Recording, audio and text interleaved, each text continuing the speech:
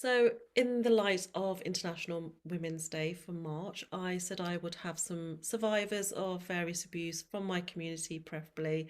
But obviously, anybody that's been through abuse, come onto my channel, my page, my platform, so that they too can share what they have been through themselves, just to give them that voice. And today, I'm joined by a very beautiful lady. We were just having a chat in the background about what she's been through. She is from, as you can see, maybe or maybe not, a South Asian background like myself. But I'm going to let her introduce herself and let her tell you what she has actually survived. Thank you so much, Nina.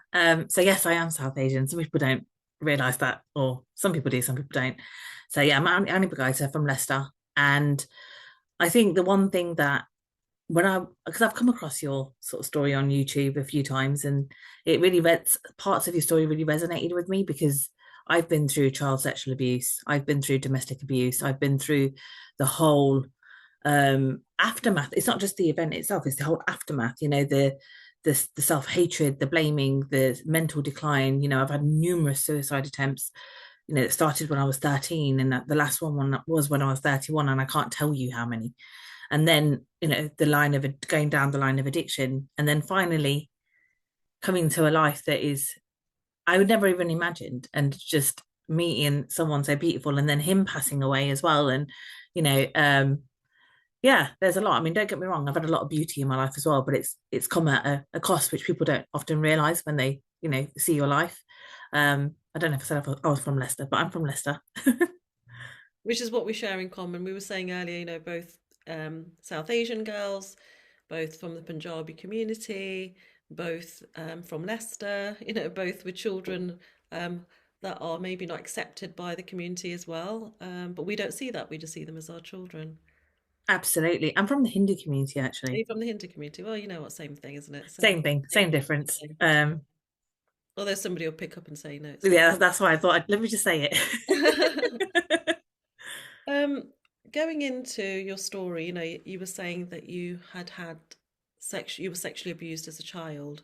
I really want to hone in on this, but I want to hone in on, I do everything with feelings, everything about me is about feelings, and so that people can understand and relate and maybe take from that a lesson.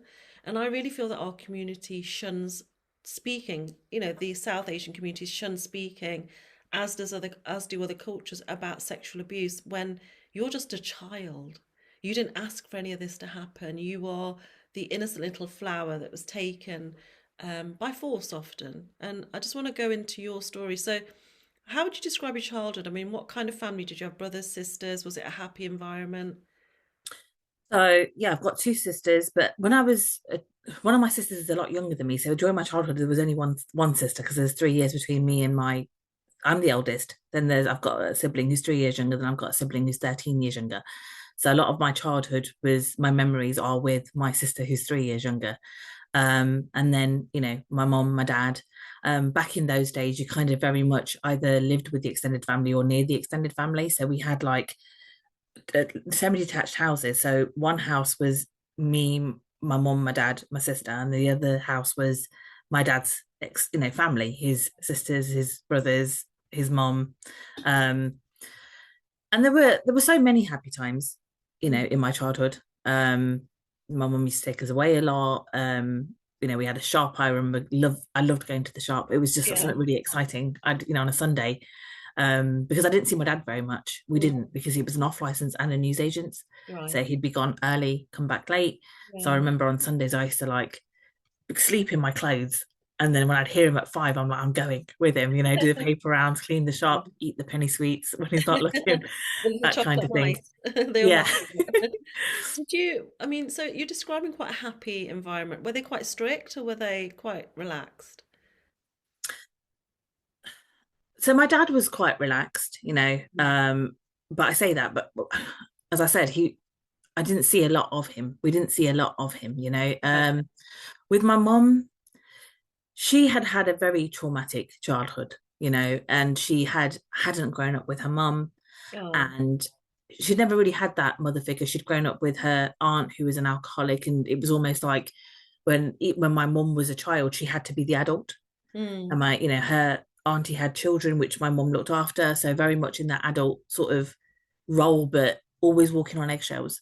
Yeah. So when my mom had me, I wouldn't, she almost parented me the way that only way that she knew how, my That's mom, all and she yeah, that's all she could do, isn't it, really? I mean, I yeah, often use that phrase when I say my parents came over from India, packed their bags really tightly with all of their cultural beliefs, and that's how they brought me up. But if they don't know any different, they're not going to treat me any differently. And I'm not condoning bad behavior. I'm just saying that people only treat you the way they know unless they have an alternative understanding.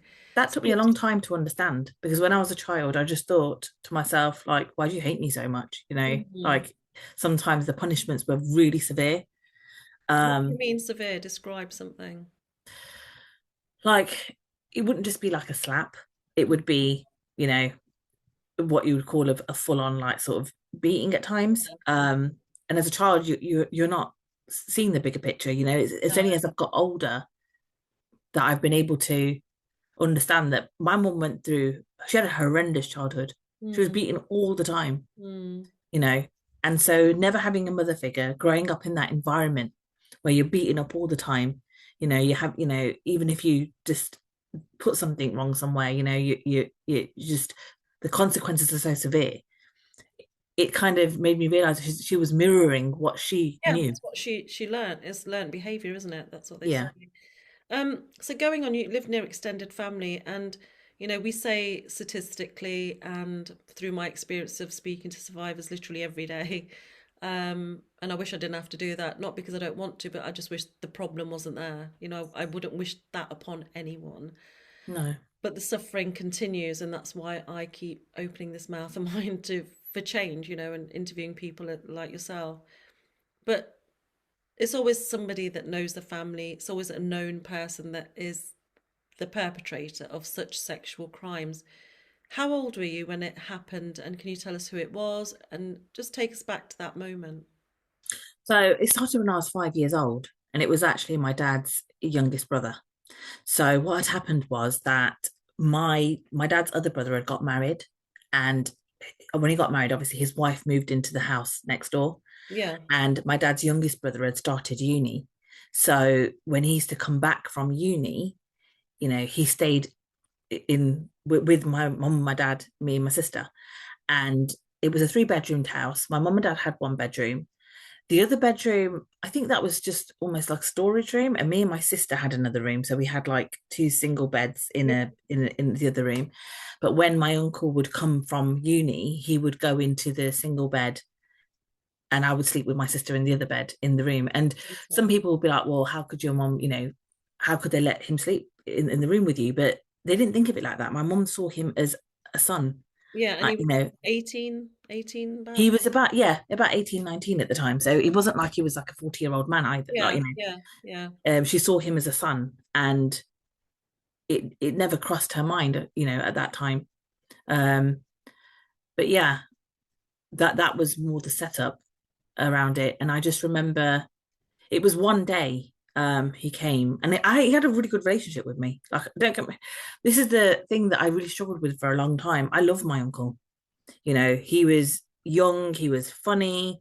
I spent a lot of time with him. He used to buy me loads of nice things. Um, Did he do that for your sisters as well? Or was he I don't think he particularly? did it so much for my sister. Do It you was more think it me. was? Do you think it was a form of grooming without you realizing? Oh, absolutely. Now, yeah, absolutely. I was a very naive child. Yeah. I'm Well, not gonna. most children are naive. As much switched on as they are now, That's true. Yeah, they're very naive and innocent. Innocent. You were an innocent absolutely. 5-year-old, and I feel that when people say, "Oh, this is my favorite niece," that's alarm bells in my head ringing all the time because there is no differentiation really between nieces and nephews. You love them all, but when someone particularly hones in on one child, whether it's a boy or a girl, it does make you wonder the reasoning. Maybe that's just me and my past, and now being very aware of such sexual abuse and how the child is from a very young age groomed to trust, and that's what happened, isn't it? It's the trust. Yeah, I So agree with you. I was the favorite niece, and I totally agree with you now. yeah, Like, if I see the favorite niece or nephew, it's alarm bells, Yeah. definitely. So what happened? So he's come back from university. How old were you when the abuse started? You said 5? 5, yeah. What do you actually remember though? Because it's such a young I age. remember being in the room with my sister. I was sleeping, and this is a lot of my childhood's blocked out, but I do remember bits, and I think that's probably a protective mechanism my brain's done. Yeah. But and I remember I had this nightie. My mum bought me this nightie, and it had balloons on it, and it had different coloured balloons on it. And I remember sleeping with my sister, and I remember he came, and it must have been quite late because I was already asleep, and he woke me up, and he said to me, and obviously I wasn't scared because it was my uncle and I was quite used to him coming Yeah. from uni and sleeping in the room. And he went, Annie, there's this game that I want to play with you, and it's called Tickle. And I went, oh, okay. And that's how it basically started. I mean, it basically consisted. He was like, take your night dress off, and sit on my chest, you know, and then he would went on to perform oral sex, and tell me that, oh, you taste so sweet, you taste, like strawberries. And then it was like an ongoing thing. Like, I'd get used to him coming into the room late when, and just calling my name. Mm. Um, and, and then that went on for a while. And then, I mean, I don't know whether you wanted me to go into the whole thing, but there came a point when he got me to perform oral sex on him too, you know. Was that a little while after? It was a little while after, you know. It was a little while after, and when it when So, it when it so was as in. a child, if we just slow down, as a child, he's getting you to undress, and you're thinking nothing of it because this is a game that he's told you it's a game. So you're feeling like you're pleasing your uncle because you're doing like a thing. Did he ever say it's a secret, not to tell Yeah, anybody? he did say not to tell anybody. It So, was it was our game, so it's something very Tickle. personal to you both. It's like a special thing, just bonding you two together. Um, did any of it ever feel uncomfortable when you were so little? The This is initial part.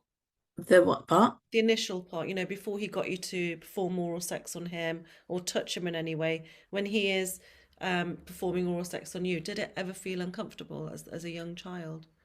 No, and this is From something the that beginning, did it feel uncomfortable? no, and this is the thing that I think is really important to talk about, because I think there's this conception that, or perception, and which isn't not true, but there's this perception that, a child that is being abused is, in pain, or that they're afraid. And that is true for many, but also there's this other side that's not talked about, and it's the fact that it felt nice. you Yeah. know I liked it. I liked the feeling when he performed oral sex on me. So there was times when I'd ask him to actually do it to me, you know. Um, and I really struggled with that for a long, long, long time. But Um, if I can just stop you there, I've had cases of nieces being groomed by their uncles, and then the uncle has left the wife and took the niece when she's got to a certain age and run away because that niece believes she's in love with him. But the niece was groomed from the age, I think, about 6 or 7. Obviously, they're having sexual intercourse, they're having a relationship, an intimate one, and physical and mental relationship. But she didn't understand that that pleasure wasn't really a pleasure. It was that sort of link to him to create that pleasure for him, in which case she was then being pleasured. She was happy that she was making him happy. So to make him happy, she wanted to do more and she wanted to be with him. She wanted to run away. And I wonder if there's a bit of an overlay there for you as well. Absolutely, because he'd say, "Oh, you taste so sweet." Yeah, so that he was almost reinforcing how it made him feel, Yeah, but as it was well also as, boosting your self confidence, your self love almost because somebody's saying great things about you, maybe. yeah, no, definitely. And like I said, I felt like I felt really loved. I Mm. felt, especially with sometimes with, like I said, although there was it was a happy household, there was times when it was not a happy household, and he made me feel very special and very loved, and I felt like I was pleasing him, but at the same time, it was also a pleasurable sensation, you Yeah. know. Um, I just want to stop here a second because I know people and how people react. 'Cause I get constantly trolled, bullied, like all of the above. People, when they don't understand something, they just say something that comes without thinking. And unless you've been in that situation, you don't understand. And I just want to say to people that never enjoyed it, and I want to say that straight out. But I associated sex with violence because of my father raping me and all of these men. So when my ex-partner was exceptionally violent with me, I thought I must be doing something right because he's doing what I think is normality. This is what is the relationship, the intimacy between two people. I never questioned it. Like people say, why didn't you question it? If you were raped by him, surely you knew it's wrong. But you don't know it's wrong. You think it is normality. And I do believe in your situation as well that this was your normality and this is why you were feeling like it's satisfying you, and an adult might look back and say, well, yeah, I love that now, but as a child you don't know what you do and don't love because you've never had it another way. So this is your first experience, and so it's psychologically teaching you those, um, stimulation is teaching you that this is good, and I'm making him happy, I'm making myself happy, so this is good. Absolutely. I mean, I associated sex with love for a long time, you know, and also at the same time, I very much place all my self-worth on, I almost sexualize myself. You know, that's the back end of it. Sex is love, and I learned to self-sexualize because that's all I thought I had to offer. And just going back on what you said, you know, people not understanding. I think people don't understand the science of anatomy, you know. Um, how I get that as well. Like how could you like it? It's not sexual abuse then. Well, actually I was five, but also, you know, the body is a physiological entity. If Yeah. when it's being stimulated, especially the genitalia area, it is an innate natural reaction or the response to be aroused. That's the bodily response, you know, Mm. and to release endorphins. There's like the whole science about it, behind it. Um, so yeah, I would say to people who don't understand, firstly, it's good that you don't understand. You know, I'm glad you don't, Yeah, definitely. but it's not always, it's important to talk about the fact that sexual abuse isn't always painful. And sometimes that's why how it can be missed, you know, because we're taught about Yeah. children who are abused, they isolate, you know, they withdraw.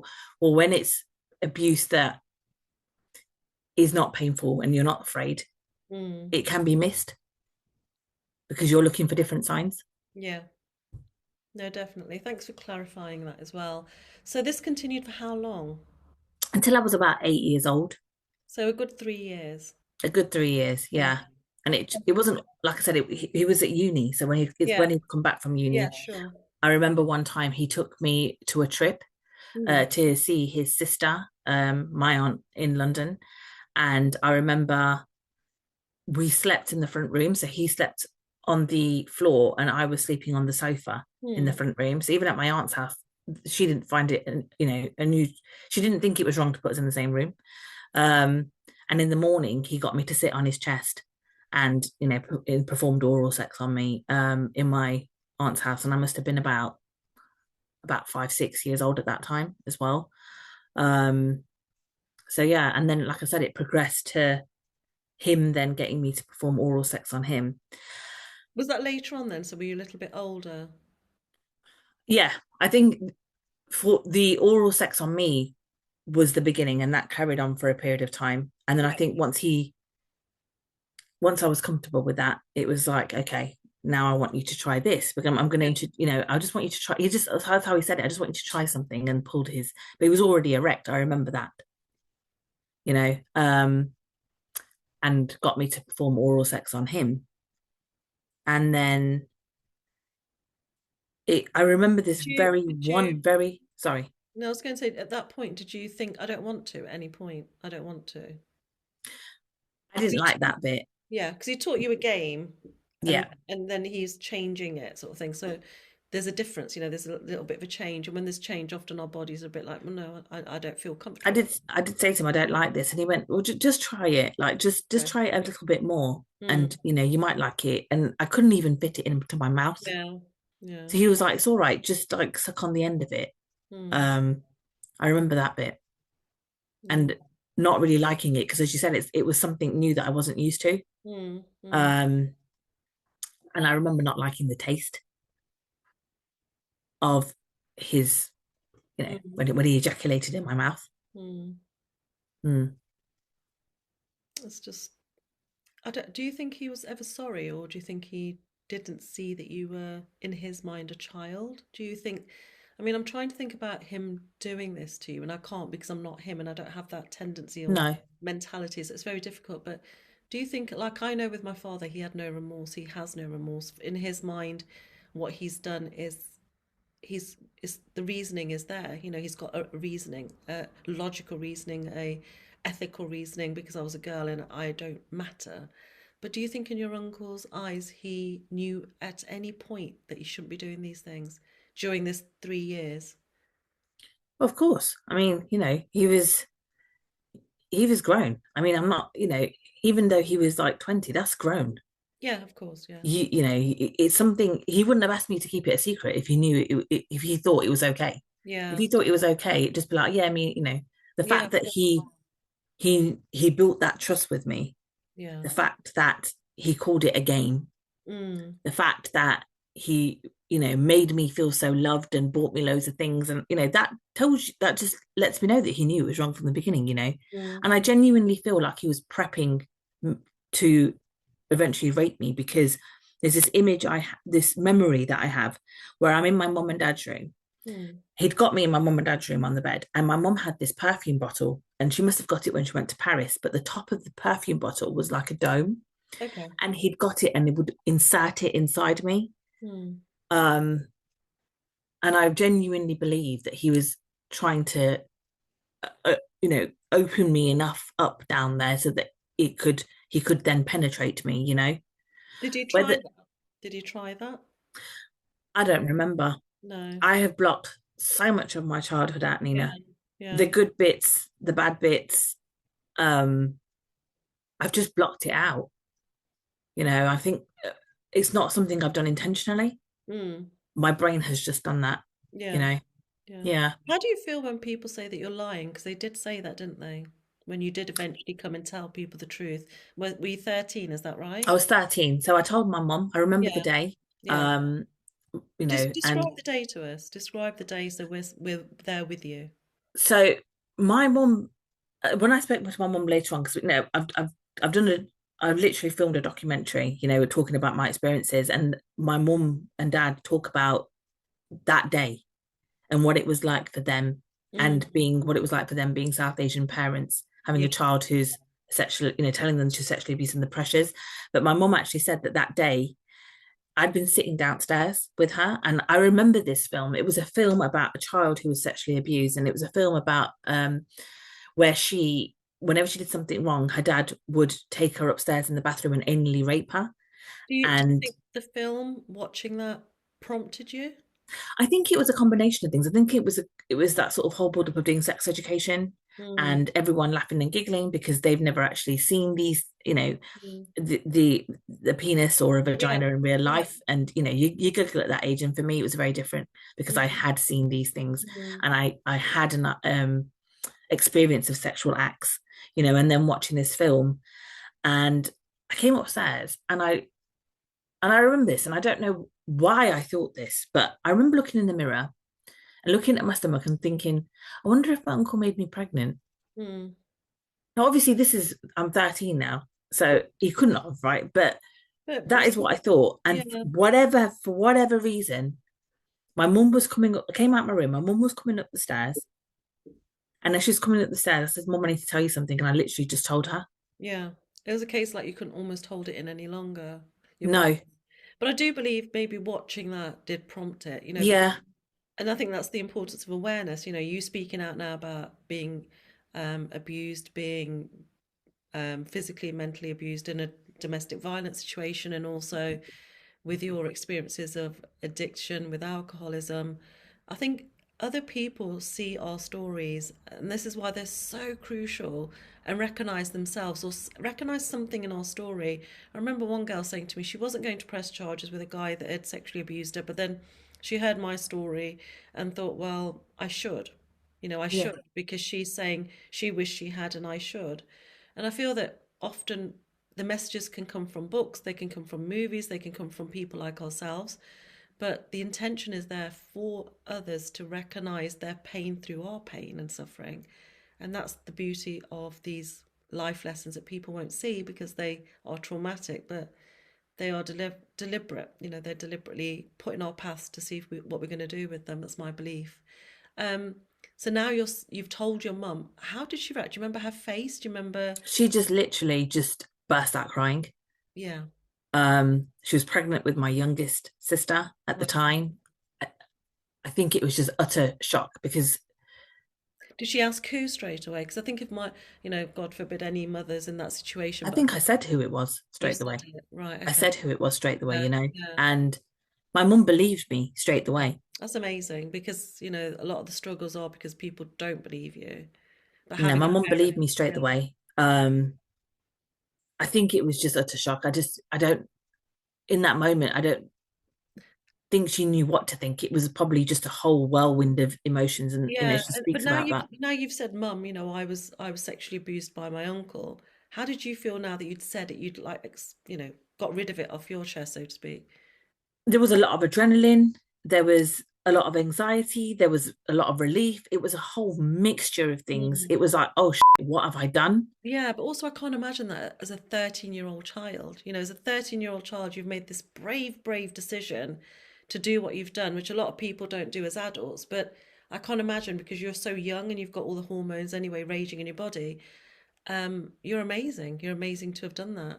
And if there's a 13-year-old girl listening who's being violated in any way right now, do what you're listening to and say something because somebody's going to help you. Your mum trusted you, she believed you, and that's what is often the case. Sometimes it's not, but the fact is it does happen. It's worth it's worth risking it for. It's worth saying that, this is the situation. So take us back. So your mum's now crying. Is your father still downstairs? So my dad was downstairs. I remember going downstairs and I remember telling my dad, and I remember my dad having absolutely no expression. Yeah, probably shock. Yeah. Well, now I know. Later on, obviously, I knew it was shock. At that time, I'm thinking, is there something Say wrong with you? something. Yeah, So you're I probably said it going to say more in, something. Yeah. I said it in more graphic detail Yeah. because I wanted some reaction, and there Yeah. was no reaction. Um, but like I said in the documentary, my dad, for the first time, speaks about it because and he said he just didn't know what to do. He didn't. Yeah. It was shock. Yeah. Um, And then did they contact him, the uncle? What happened next? so my mum told my so basically my dad's brother was married to my mum's sister. That's why the abuse stopped. My dad's brother got married to my mum's sister, Yeah, which is and quite a when they typical got thing, isn't it? Sometimes two brothers yeah, marry two sisters. Yeah. so when they got married, the abuse stopped. My mum told her sister straight away. Yeah. The next day, my mum took me to the doctors, and at that point, the social services and police got involved. And At tell that me about stage, tell me about the social services and the police because people listening know that I was really not looked after by the police or the social services when they were even involved in my son's case. My doctor at the age of when I was 40, in my 40s, telling her about the abuse at home, said to me, well, it's like opening a can of worms, Nina. Do you really want to do that? And then I would sort of refrain from saying anything else because I felt like, oh, I don't want to cause trouble. I don't want to cause trouble. So I would stop speaking, where she should have safeguarded me and my mm, children. But I feel repeatedly let down. And as a child, so much could have stopped there. The pain could have, suffering and pain could have just finished in my life rather than it being repeated because of the action of a teacher, of someone who was involved with the care at the school. So how do you feel the police and the social services dealt with you? I had a really good police worker. She was great. She used to come around to the house quite often. The social services, I remember going a few times in town, but then there's an NSPCC centre. I don't know if it's still there, but it was called Balruksha Centre. It's on Melton Road, and I used to go to they used to meet me at the NSPCC centre. Um, but the thing was that the day was coming. So obviously they got all my statement down and all of that. And then the day came where they were going to ask me if I wanted to press charges. And that was the very day or a few days before that, including that day where my mum was like, when they ask you that question, make sure you say no. Yeah. We Is can't it- take this to court. Yeah. I look back and I think to myself, I did obviously Why did told the she let police. you speak to the police to start with? Why didn't she say no straight away? That we don't tell anybody because I'm having victims come to me now saying, you know, I'm being sexually abused by my granddad, and my mum, I've told my mum, and she said we're not to talk about it. So why did your mum even allow you to extend to, why do you because think, she's been through it herself. but why do you think she allowed you to speak to the police? Because she went through it herself? I think she went through it herself. I think at that point the family weren't involved. Hmm. So, she'd only told her sister, but then the very next day she'd taken me to the doctors. Yeah. But as the more of the family started to know what happened, I think now, not I think, I know, Mm. there was a lot of pressure on my mum. Okay, so she was all right to start with, but because of the external family, South Asian community and family pressure of maybe being seen and the shame, was there any It shame? was the scene, the shame. My grandma was very much, the thoughts are very much on my aunt. My aunt was also pregnant. Hmm. My aunt was married to him, so it was like, oh, Bichari, what will she do? Like, she's married, she's pregnant. So it was a combination of things. That on the one side it was my aunt, on the other side it was like, we don't need anyone to find out about this. Yeah. We have this need, and I talk about it repeatedly Hmm. in the South Asian community. We are community-based people, Yeah. and our status within the community is so important. It is, So yeah. we need to maintain this picture perfect image of our family, right? And that must not be tainted. So it was a combination of that, which has been going on for generations, and my aunt. Yeah. Auni was nowhere in the picture. Hmm. Which do you think if you'd been a boy, it would have been totally different if you're a boy that was sexually abused? I often thought about if I was a boy that was sexually abused within the South Asian community, and I think that carries its own stigma. Yeah. Oh, it does And definitely, but I just feel there's more done for boys. And I'm not yeah, one oh of yeah, the boys. on the I've got whole, boys myself, so on the whole, there's definitely much more done for boys because we come from a patriarchal, hmm. community. It's been going on for generations, and it still does to a big degree now. So you get to the Um, point where you have to make that decision of whether you're going to say yes to the police officer or no, I I don't. really wanted to say yes. The arguments I had with my Hmm. mum were At the age unreal. of 14 now, 13 still. 13, 14, Yeah. 13, I would say. Still, I was still 13. Hmm. Um, but it led to a huge deterioration in my relationship with my mum, Hmm. because back then all I could see what was in front of me. And it was the fact that my mum wasn't doing wasn't supporting me in taking it to court. She was backing her family. That's how I saw it. But I think Um, strangers watching this who haven't been, who maybe have and haven't been through any abuse themselves, who may be a mother or a father, and I get this a lot. I got a lot of comments and a lot of private messages, people saying, you know what, I would have done everything, but I would have never have let you get away without justice. I would have done this, I would have done that.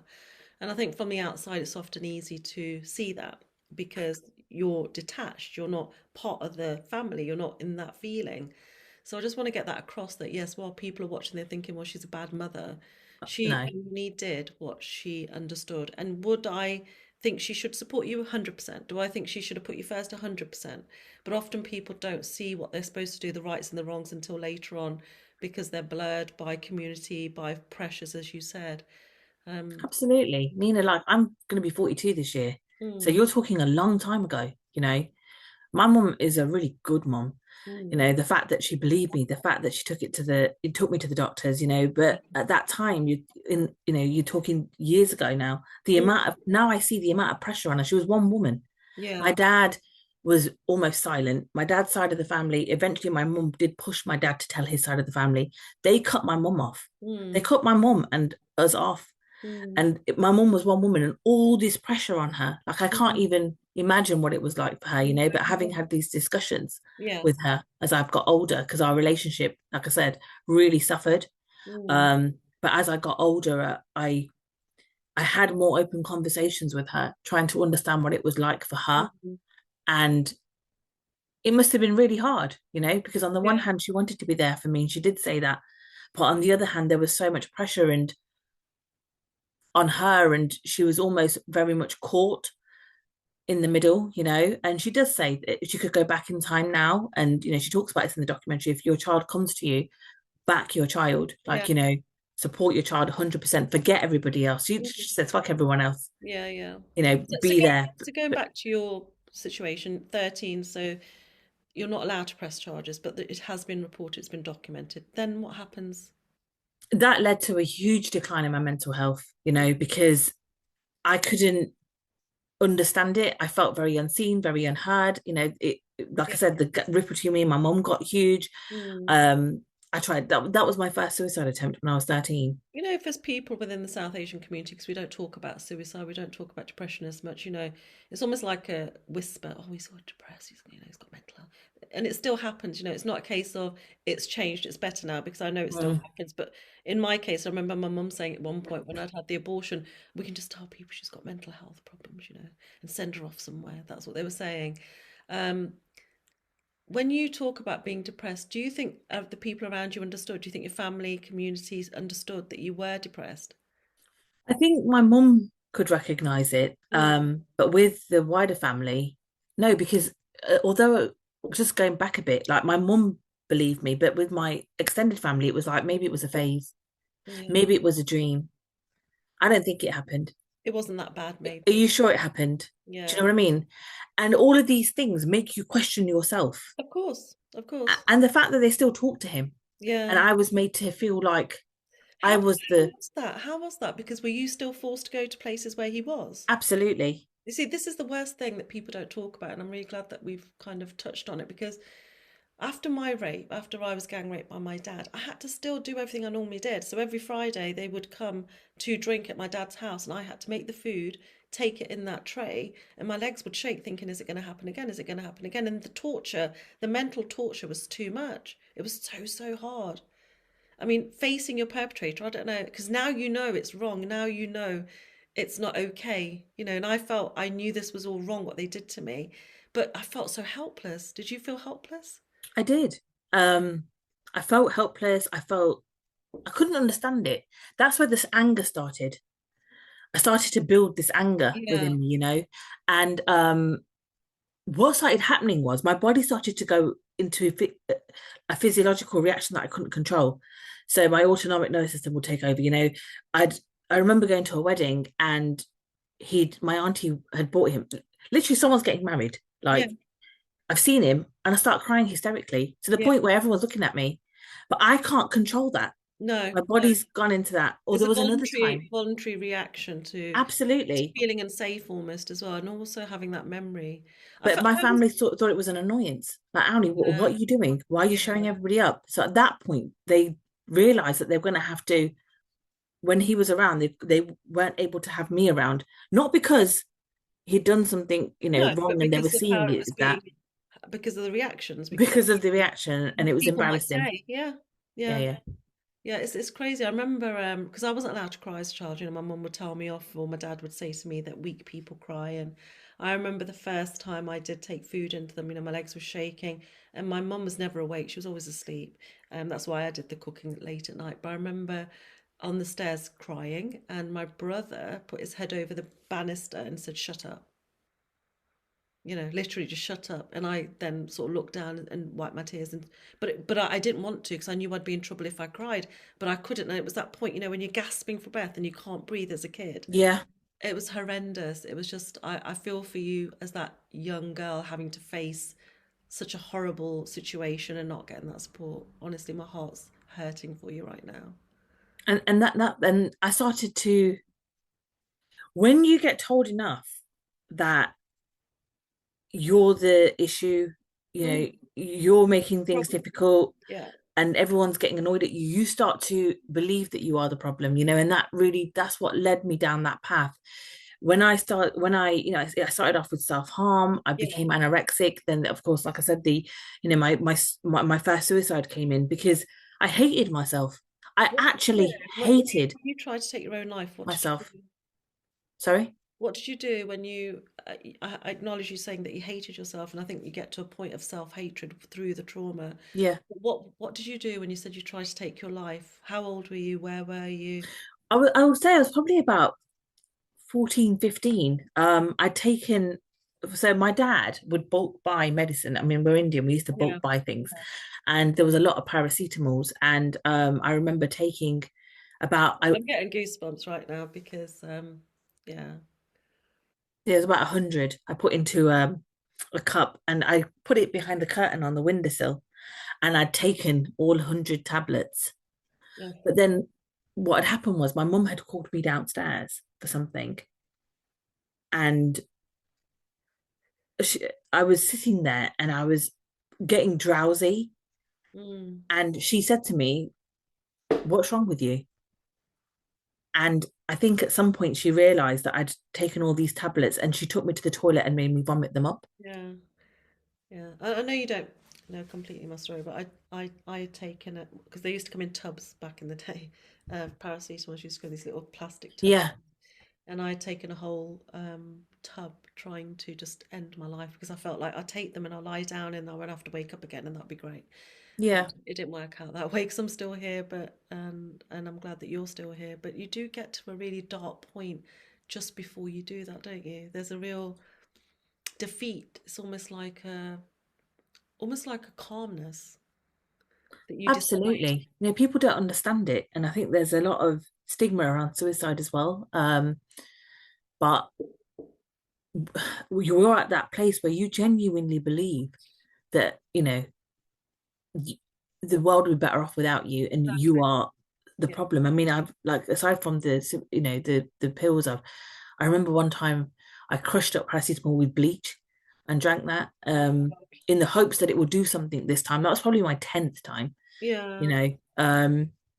Yeah, it's a really low yet, like you said, calm point because you're almost like, Yeah. yes, it's going to be over. You make that decision that no longer do I want to be here, and you do believe that you'll everyone around you will have less of an issue because I was constantly called the problem. It was all because of me. Everything was happening to me. It was my fault.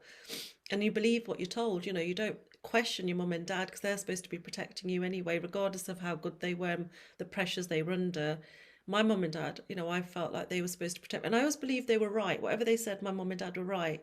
Especially in our culture, we're taught to serve our parents. So they're the ones that you go to for anything and they know better than you. So yeah, it's upsetting me right now because I know there are some people out there right now thinking, I'm going to end my life. And I want to speak to that person right now and say to them, look, I'm Yeah, Nina Olg and I love you and I've been there and you don't need to go where you're going.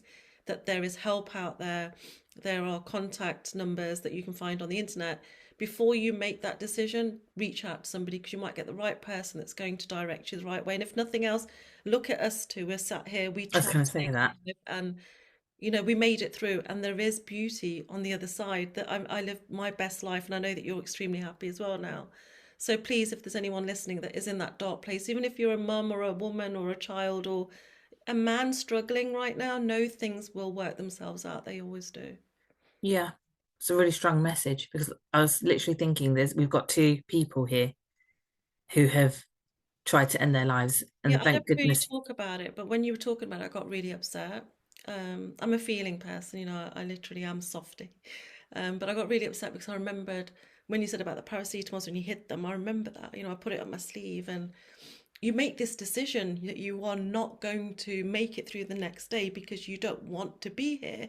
No, You don't even really make the decision for yourself. You make the decision for the people that you think you love, for the yeah, people that have let you down really as a child. But you make the decision to make their life easier that I'm going to take myself away so you can be happy. It's um it's a really horrible, dark place. And yeah, you are good enough. Whoever's listening, you are loved and you are good enough. absolutely. It's such a strong message, Yeah. even though it doesn't feel like it at that time. So your mum now knows you're trying to take your own life. When did you actually press charges? Because you did press charges, didn't you? Yeah. So basically, what happened was that when I was 19 years old, um, my uncle had cheated on my aunt. Oh, I remember this. Yeah. Yeah. Yeah. And she had reached out to my mum and said, "Oh, it's happened to her daughter, my cousin, Right. essentially." Do you think it had? Do you At think that she time, I was believed it had abused? because she was Yeah. the things she was describing Yeah. was the same or similar things he'd done to me. But now looking back, I don't know. I've never Yeah. really thought. Um, Did you ever speak to your cousin about it? I did at that time, Mm. but she is 14 years younger than me, Mm. you know. So you're talking when I'm 19, so she's fairly young, Yeah. Yeah. you know. And my aunt was like, I'm ready to take it to court now. Like, you should take it to court. I remember asking her, "Are you sure?" Mm. Because at that point, I'm thinking, okay, finally, Yeah, you know, yeah. um, people like are supporting me now, you know. But what happened, Nina, was that between it being the case being reopened, and I remember being interviewed by the police again, Mm. and the policewoman said to me, Annie, do you know your statement hasn't changed at all Because it's the truth. from when you were 13? It's the same statement that you're giving. But you're telling the truth. So Yeah, it's like we said earlier, you don't need to think about stuff when you're telling the truth. no. Um, so between that, the case being reopened and it getting to court, and it was a joint court case, it was going to be a joint court case. Mm. In between that time, my aunt had got back with my uncle. Oh, So her statement had been, she retracted her statement. My cousin was her statement, not her statement, but she was going to be in by video link. But the statement that she was originally going to say, it completely changed. right. So by the time it got to Crown Court, Crown Court, it was literally just me, and Did they ask my you to not do it anymore? Did they sort because they retracted, did they say to you, don't do it either? no, because I think the process had already They'd started. gone too far down the It'd road. gone too far to be stopped. But Yeah.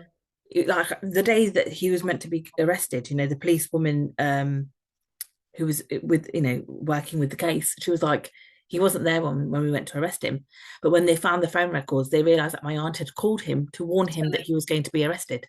Did you feel that it was all almost like a sham testimony from your aunt because she was just trying to be vindictive against your uncle for having cheated on her? Do you know what? That was the icing on the cake, because exactly what you just said, exactly what it was. It Do you know was in our community vindictive. there's a lot of It was a spite, game, isn't there? a There's a power lot of, trip. but there's a lot of spite, isn't there, from the women in our culture, even now, women that are as young as 30, I see it. It's a really bad trait, I feel, that you can't celebrate another woman without being spiteful or, almost help enable another woman without sort of resenting them almost. There's almost like a competition, and there's no, I'm not in competition with anyone, and I know you definitely are not. So, what is it within the South Asian community, the South Asian women, that they do this, that they use and abuse and manipulate for their own reason? Why do you think that is? I personally, I think we come from such a patriarchal community for a start. Yeah. Women up, women for generations. I'm talking back from my grandma's era, are in competition with each other to be seen in Mm. this patriarchal community. You know, um, and they themselves are taught abuse is normal. When I remember when I told my grandma, to her, this was normal. What are you talking Yeah, about, yeah, abuse? yeah, yeah. As a woman, you should expect that, because that's what she Does was that taught. not enable the perpetrators of such crimes, though? Oh, absolutely. Absolutely. It, If you were just saying, Prime Minister of England right now, and you were addressing this to all the South Asian women, what would you say? I would say that even though it's been going on for generations and it's been deemed normal, it's absolutely not normal. What you went through was trauma. And this is the conversation I had with my gran. When my gran tells me about her marriage to her husband, um, he's my granddad, but I don't like to call him my granddad because he was also a paedophile. Mm. Um, I said to her, you were raped. He raped you. You know, this is not love. This is trauma, like what you went through. But she didn't associate it as such because women were taught that to be a woman, expect to be abused, expect to be hit. That's part of being a woman. That's what my grandma was taught from her mum, and my great grandma was taught from her mum.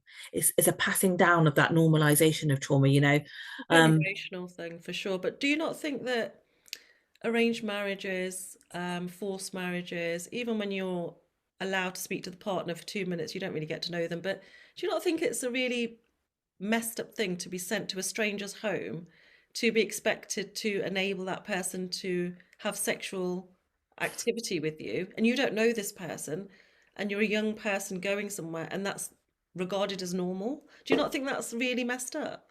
it's That absolutely messed up, but our women are just culture objects, that our Nina. culture thinks that it's okay to send your daughter somewhere that you don't know. You don't. It's like me giving my keys to my car. I mean, I sold my car because of this project I'm creating, but I'm driving my daughter's car. It's like me handing my daughter's car keys to somebody I don't know, expecting them to look after it. And this is a precious child.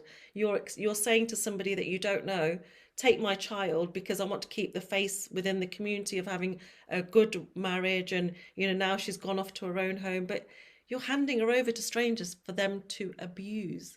And that's okay. You're saying it's okay because you have to do it with your husband because he's your husband. Oh, my husband's rough. You tell your mother, well, that's just the way it is. Like you're saying, it's a generational thing that this baton handed down and down and down until people like you and me cut it off, and we're like, we're not doing that anymore. Women are just objects, and they have been for generations.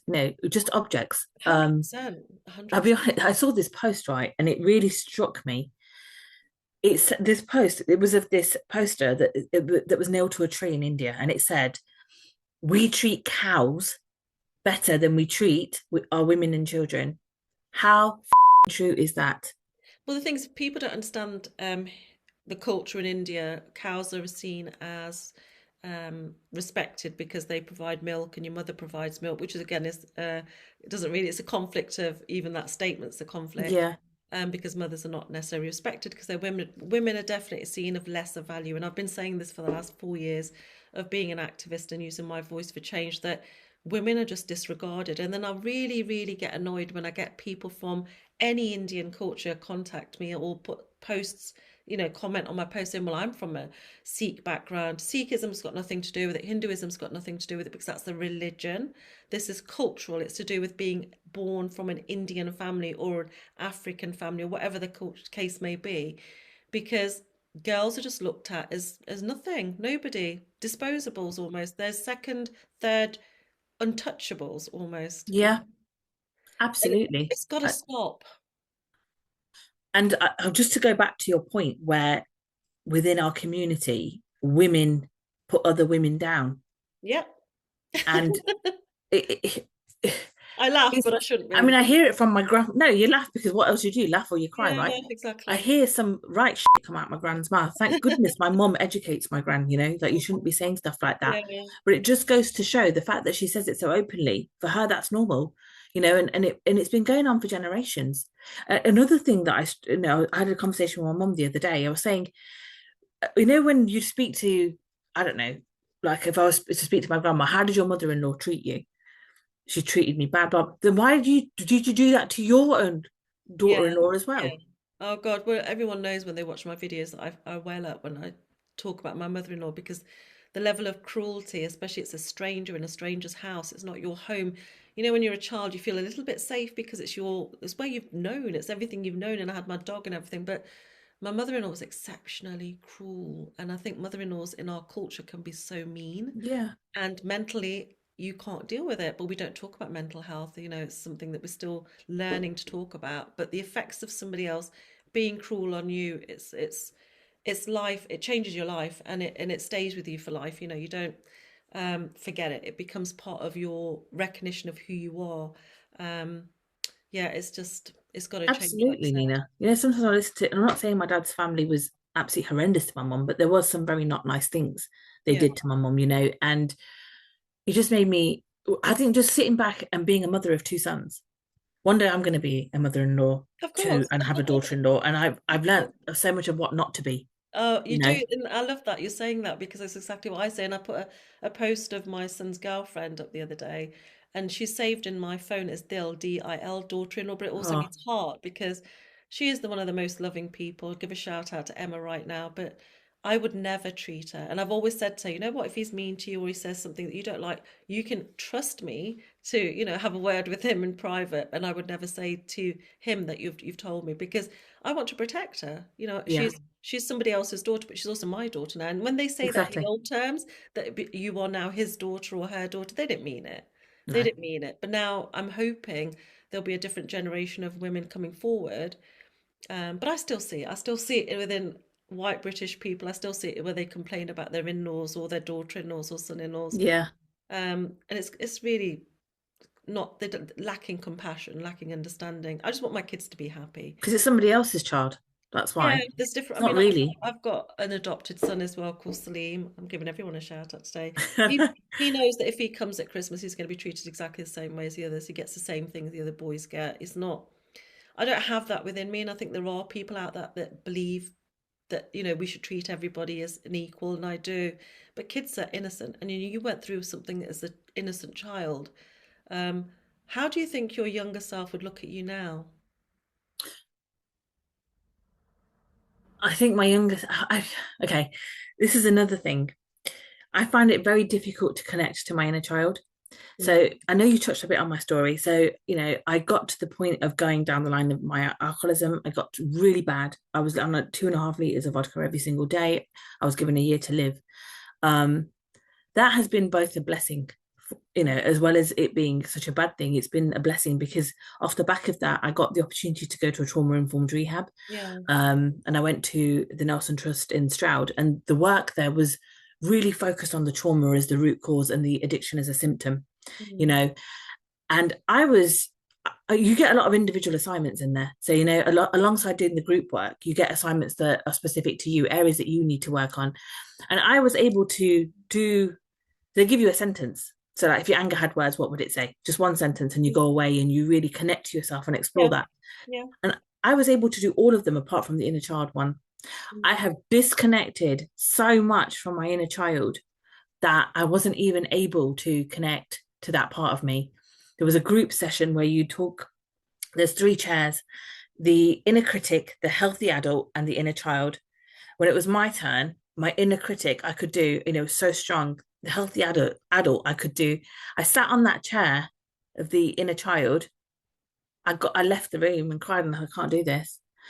So that is the other sad reality of being abused sexually as a child. You disconnect. When I look at pictures of myself when I was little, I find it a struggle even now.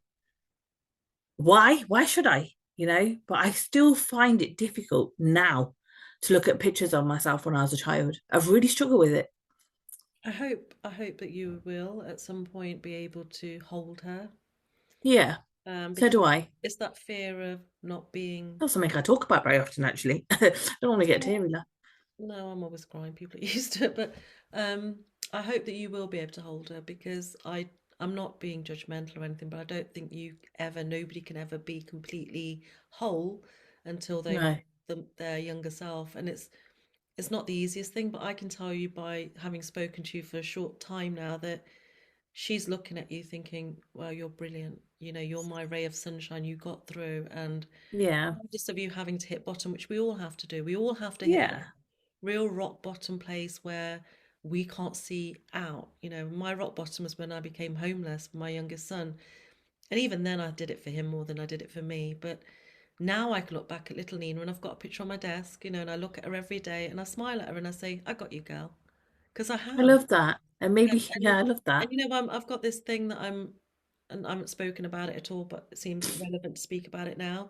You said you went away, you had to work on yourself. A lot of people don't invest, especially people from our culture.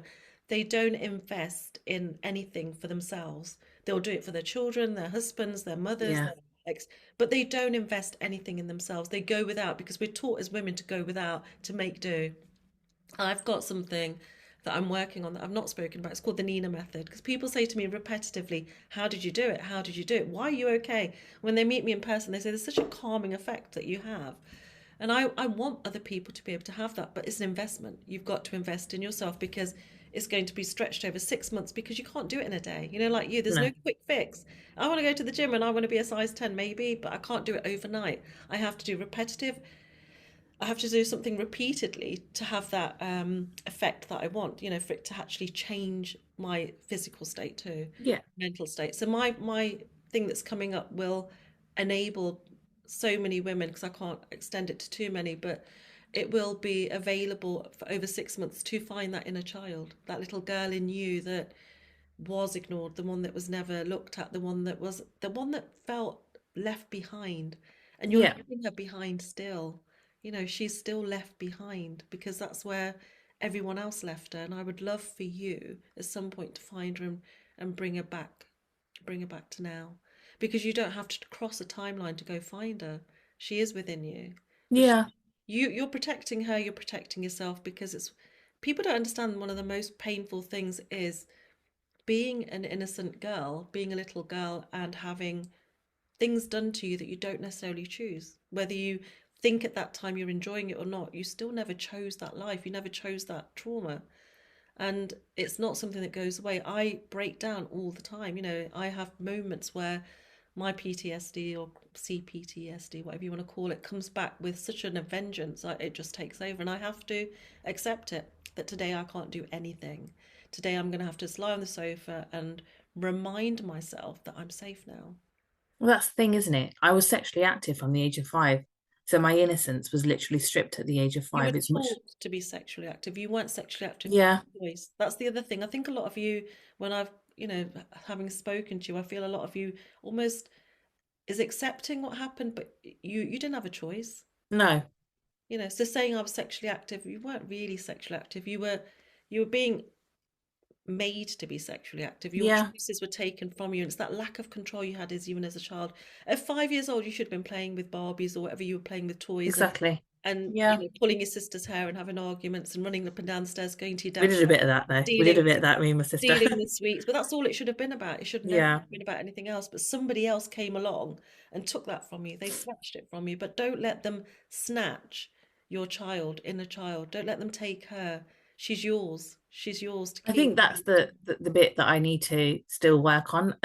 In rehab, it was my main aim of being leaving rehab was to do enough to ensure that I was healed enough You were battling with to addictions sustain. and you were battling with so much. You can't, we're constantly healing, we're constantly learning, we're constantly Yeah. growing, but you were battling with so, so much. Don't be, I always say to people, be kind to yourself when they say, well, I can't do it, I just can't do it. And I say, well, take a minute and just, I breathe. just made the decision not to work any further on it, Nina, because I Yeah. just thought to myself, there is this thing, especially because I've got, when I go for something, I go for it with the Mm. addiction, um, that it has the potential. I've come so far, and opening that door as well, it could be, I could, get to a more elevated stage, but also it could take me backwards.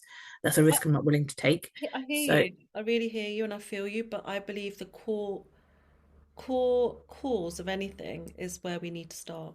That's the Nina method. Start at the core cause. It's like my son has an autoimmune disease. He has medicine, he has things, but they mask the pain. They don't yeah. take away the actual cause. And you can heal the cause. I'm a non-pharmaceutical person, contrary to everybody else around me sometimes. My son's a doctor, so it's a bit of a And so I work in the pharma industry. We talked about this yeah, and, yesterday. and one of the first things I do is I don't like pharma, but I don't, and I'm happy to say that I believe nature has blessed us with so many um, abilities to heal ourselves. So much is there, but if we don't get to the root cause, we can never really heal completely. And I believe it starts at day one, starts when we were first in this on this earth, and what went wrong, and what went wrong for you is this horrible, horrible thing that was done to you, Absolutely. not by choice. It was done to you. Yeah. My thing, I know my still lack of ability to connect with people sometimes. Still, I have a low tolerance level now that I don't drink. I've not drank for, come May, it'll be a whole year. But I was going out a lot. I wasn't addicted. I wasn't reliant on alcohol. But I realized alcohol does change you in a way that you are more accepting. And I can't be around certain people now because I realized when I was drinking, I was accepting those sort of people around me. But now Yeah. I can't tolerate them. I don't want to be with them because I don't have anything in common with them. I don't have conversations I want to speak about with them. So it does really alter your mind in ways that Yeah. you don't necessarily think. And I think people like yourself, and we'll give the Cockney Copper a shout out, that are strongly, strongly standing up as South Asian women talking about addiction, are definitely to be celebrated because we need that voice. I'm really grateful. Is there anything you wanted to add that you think is I mean, people are going to want to know if you did get justice. No. So, he got found not guilty in the end, and when I look back at that time, I wish I'd never taken it to court because that was never about me, and that wasn't the time. I Yeah, wish I'd been able to take it to court at 13 because that would have yeah, been all about just getting justice for me. But I've kind of just accepted that was that, and I can't go back and change that. But it was no, almost like when I came out of rehab, I was like, right, I can't go back and change anything, right? I can't go back and change anything that's happened. I've tried the sinking and dwelling. That didn't work out too well. Nearly Mm, lost my life. I mm, could pretend it didn't happen, or I could empower myself through my experiences. And yeah. I've chose to empower myself through my experiences. It's not an overnight thing. It took me it was a whole process to get there, Yeah. But today I tell my story shamelessly, where there was so much shame, Mm, because when I talk, I'm not just talking about Auni.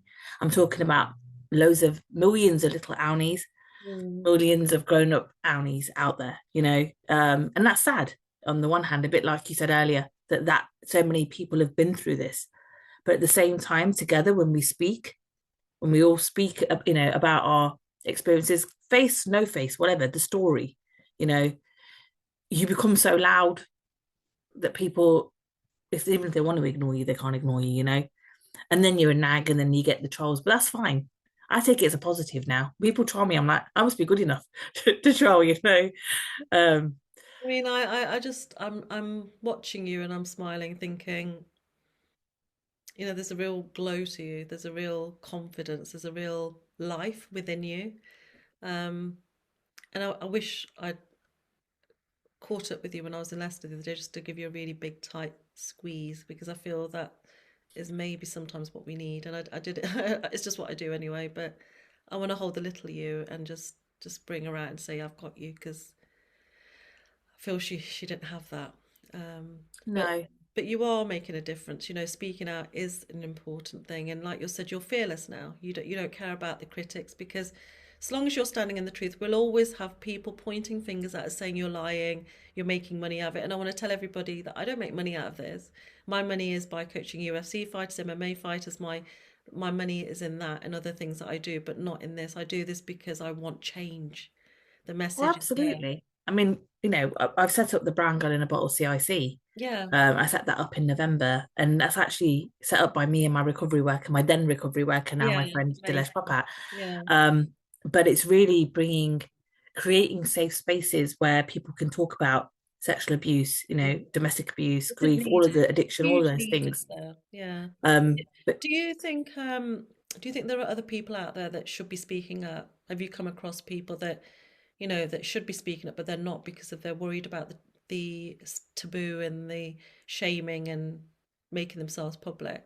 Do you think if they spoke up, they would make a difference? every single voice, adds to the power of the volume. It's always going to be to some degree within the South Asian community taboo. One thing I will say is you're always going to get backlash. Mm, And when I did, so the very first time I spoke out about this publicly, it was on an interview with Jazz Rai from the Seek Recovery Network. The day it went live, because it went live on the Seek channel and the YouTube. yeah. I prefer you not Oh to my mention God, it. Yeah. the phone calls to the house was Yeah. unreal. Yeah, I can imagine. Yeah. And it wasn't people, being shocked or angry about the fact that I disclosed that I was a alcoholic. It was the fact that I told the world that I was a sexually abused and indirectly named who it was. Hmm. That tells you how taboo that was. People were angry about the addiction. It was like, how could What was she? it? Oh, the cause were like, why did you say it? Is that what it Yeah, was? why did she say Yeah. that? Yeah. Like, how could she? How could she? She didn't need to go public with that. Like, it was, That's what they homed in on. Yeah. You know, Well, yeah, this is the problem with the culture. And I know you said it's changing now with women from our culture, and I said to you, I don't think it is. And I don't think it is because they are still people that have had arranged marriages, and still living in the same steps because they're still following in their mother's footsteps. I But meant with like the new you kind of generation. So our children is what I meant. Oh, right, okay. Well, yeah, Yeah, our generation, I'm hoping yeah, definitely that's where the yeah. change may come. But within the South Asian Oh hub, no, it's still like that's currently. Yeah, still going on. And I want to make a point just before we go as well, that people say a lot of the comments on my YouTube videos and things say, I mean, I've done over 150 podcasts, so they're all out there. But a lot of them say, well, it's just a dysfunctional family. And yet I'm speaking to you, I'm speaking to so many other people behind the scenes about the same thing. You're literally lived my experience in a different way on a different timeline.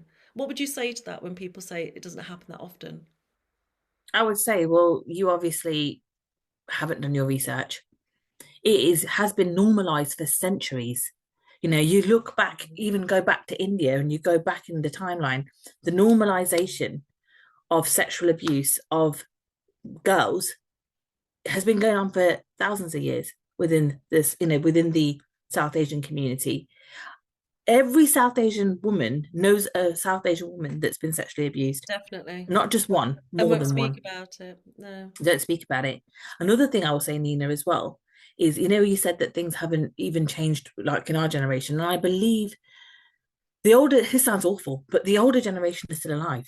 So Mm. like my grandma's still alive, and they're still, for disrespect, we don't educate our elders. Mm. They still continue Oh, they're to, meddling, constantly having an influence. I agree. yeah, Do you want to just say which documentary you're going to be in when it's going to be available for anybody who wants to watch it? absolutely. So the documentary is called Brown Girl in a Bottle, and Great title. it's yeah, keep the same name. My mum actually came up with that name. True. Yeah, she did, and then we got the logo made.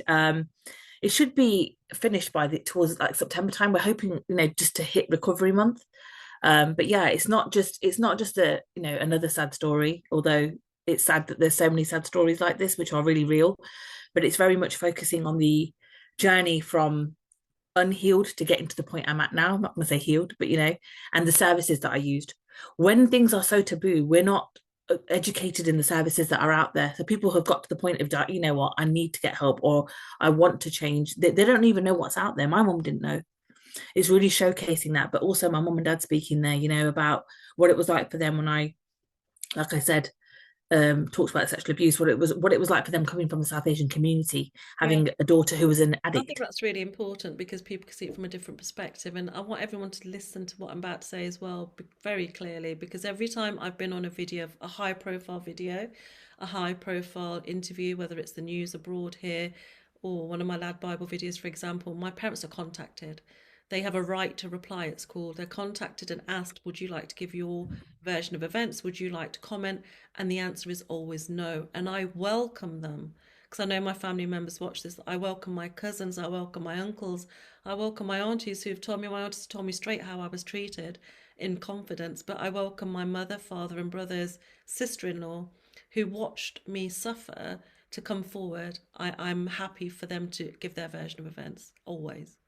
And I'm glad your parents did because it just makes it a more rounded recollection of what happened. They're entitled to their views, and it's how people understand as well more. No, they're extremely brave to come on and speak, but yeah, the whole family's been educated through a lot of experiences that we've had. And like I said, to be honest with you, I was very fortunate the way that I've got it, the fact that it got to a point where I had so much support from my family, because I know that is the sad part, is that my story is unique in that sense. Mm. That's the unique part of my Yeah, story. yeah, you're right. And I say in all my interviews, if you have the support of one person, it was my dog for me. But if you have that one person that says, I believe you, like your mum did, Yeah. changes everything. It changes the dynamics. And even if you didn't get the justice that you deserved, you raised enough awareness for that person to know that noise can be made and will be made should he do it again. Because that's always our concern, that would they do it again? And they do. It's a known fact psychologically, as you know, that Oh yeah. once someone does something like that, they're going to think they can do it repetitively because they got away with it. It's been a pleasure speaking to you today. Thank you. I'm just going to let you finish your interview with telling the world what you do now, who you are, if they need help, where they can come to, if they are a recovering addict.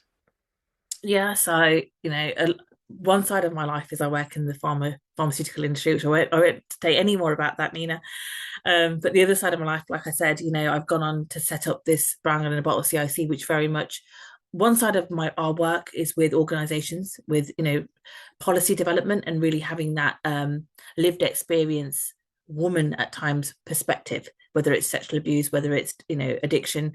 But the other side of our work is really bringing that creating safe spaces, awareness and education to the community.